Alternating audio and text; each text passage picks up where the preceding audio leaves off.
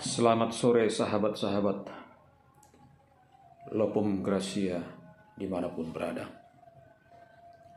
Sore ini saya tertarik membuat suatu konten mengenai eksekusi, yang mana tadi ada beberapa orang mencoba bertanya kepada saya bagaimana terhadap suatu hak milik, baik hak milik pribadi, badan hukum yang sudah mempunyai surat, apakah itu sertifikat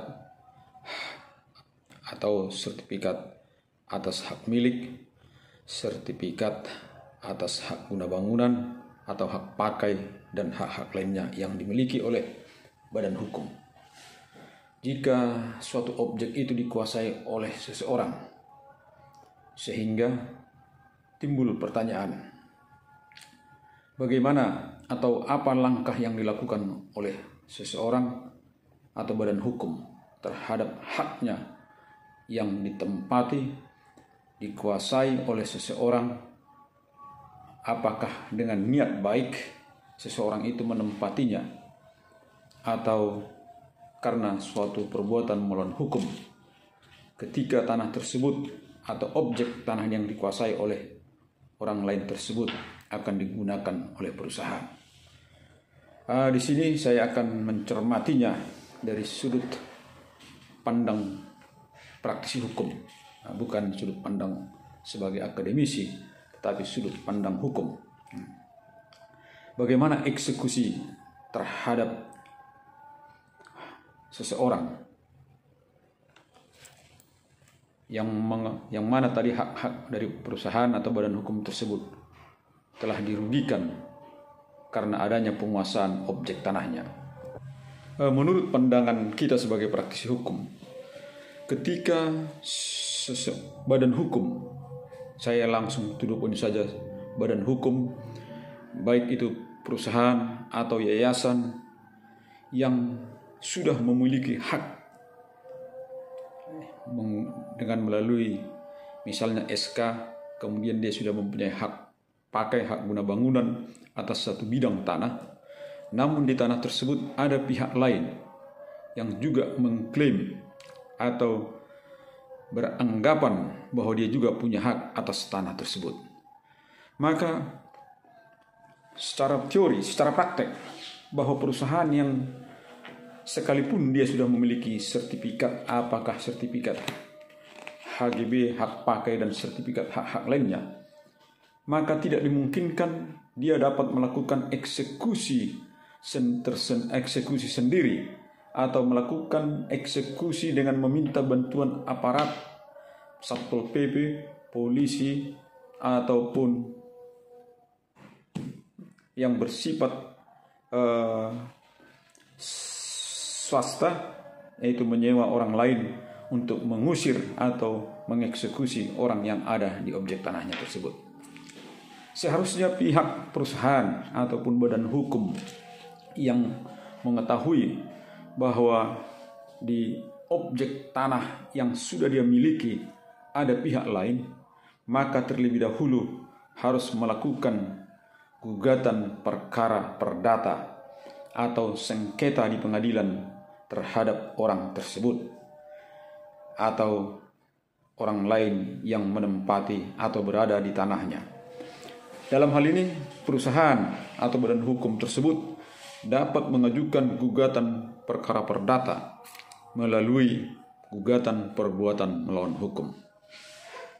Di dalam gugatan perbuatan melawan hukum inilah nanti akan bisa dibuktikan atau akan dibuktikan oleh si penggugat apakah orang atau tergugat yang berada di lokasi tanahnya tersebut, apakah dia menempatinya tanpa dasar hak atau dengan cara melawan hukum. Jika itu bisa dibuktikan nanti bahwa orang tersebut menempati tanahnya dengan cara melawan hukum, maka di dalam perkara berjalan nanti oleh pengadilan akan ada kemungkinan di mana penggugat dan tergugat berdamai, atau dalam hal ini ada kesepakatan bahwa tergugat mengakui bahwa tanah tersebut milik penggugat, sehingga terjadilah kesepakatan perdamaian yang diputuskan oleh pengadilan dalam putusan dading. Yang kedua, jika si tergugat terus beranggapan bahwa dia juga adalah orang yang berhak atas tanah tersebut, dan mungkin dia merasa bahwa dia sudah membeli dari pihak lain, bahwa dia merasa bahwa dia sah memiliki hak pakai atau hak-hak lain di atas tanah tersebut, apakah itu hak garap, maka nanti akan saling membuktikan di pengadilan siapakah yang mempunyai hak yang lebih kuat. Dalam hal ini nanti maka putusan pengadilan bisa memenangkan penggugat atau tergugat sampai putusan itu ingkrah atau putusan itu berkekuatan hukum tetap. Baik. Nah, sekarang kita masuk ke topik eksekusi setelah putusan tersebut ingkrah ataupun putusan itu tersebut nanti melalui putusan pandading. Jika putusan tersebut sudah ingkrah atau berkekuatan hukum tetap, maka si pemohon nanti dapatlah melakukan eksekusi real. Dalam hal ini dikenal dengan ajas eksekusitor real atau eksekusi real. Jika karena para pihak berdamai,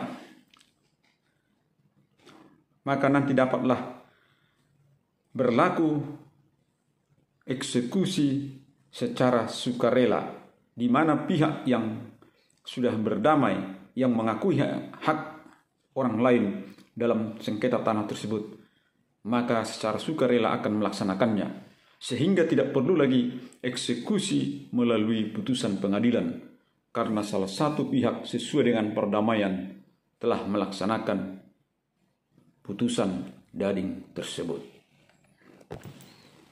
Namun, jika perkara tersebut berakhir dengan putusan ingkrah, maka agar putusan tersebut dapat dieksekusi, kita pun harus melihat apakah putusan tersebut memenuhi ajas putusan condemnatoir atau putusan yang menghukum pihak yang kalah untuk melaksanakan putusan hakim.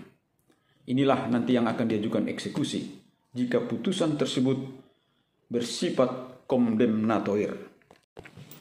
Jika putusan tersebut hanya bersifat putusan konstitutif atau deklaratoir, maka putusan tersebut tidak perlu dilaksanakan eksekusi. Bahwa untuk melaksanakan putusan yang bersifat condemnatoir tadi, maka salah satu pihak harus mengajukan permohonan eksekusi kepada ketua pengadilan negeri tempat di mana tanah tersebut. Dalam hal ini, putusan itu harus dimohonkan secara tertulis kepada ketua pengadilan negeri. Kemudian oleh ketua pengadilan negeri, maka putusan itu nanti akan dilaksanakan sesuai dengan perintah ketua pengadilan kepada jurusita untuk melaksanakannya atau kepada eksekusitorialnya.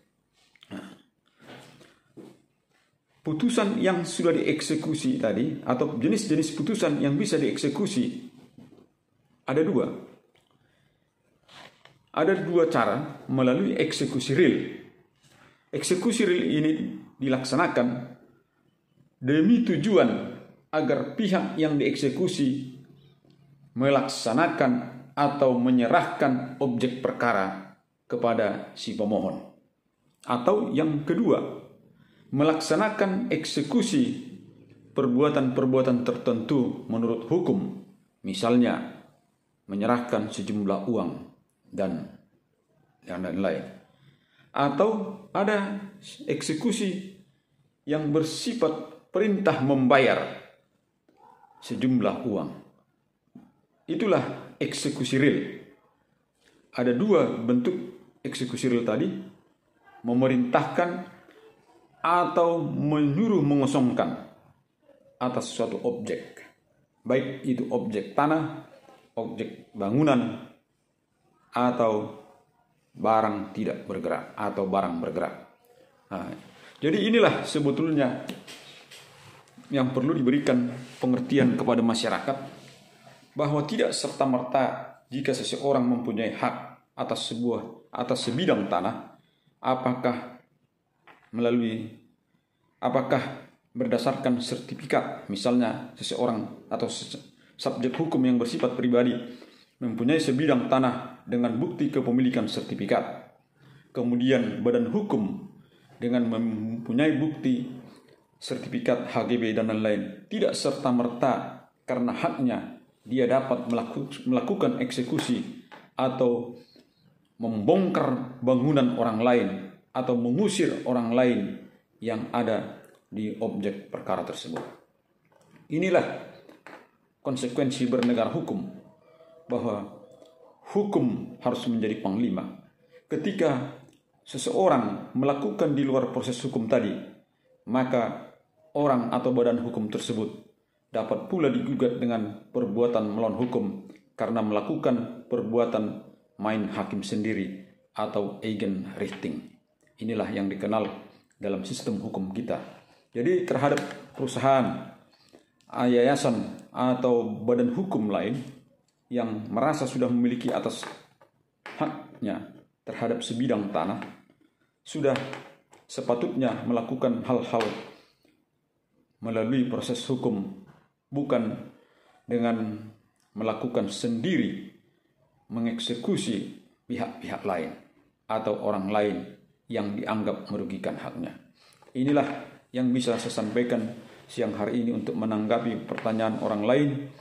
Dengan maraknya saat ini adanya eksekusi-eksekusi di luar proses hukum tadi yang dilakukan oleh orang lain atau yang dilakukan oleh sebuah badan hukum, yang kadangkala bagi kita sangat miris jika kita memperhatikan hal tersebut.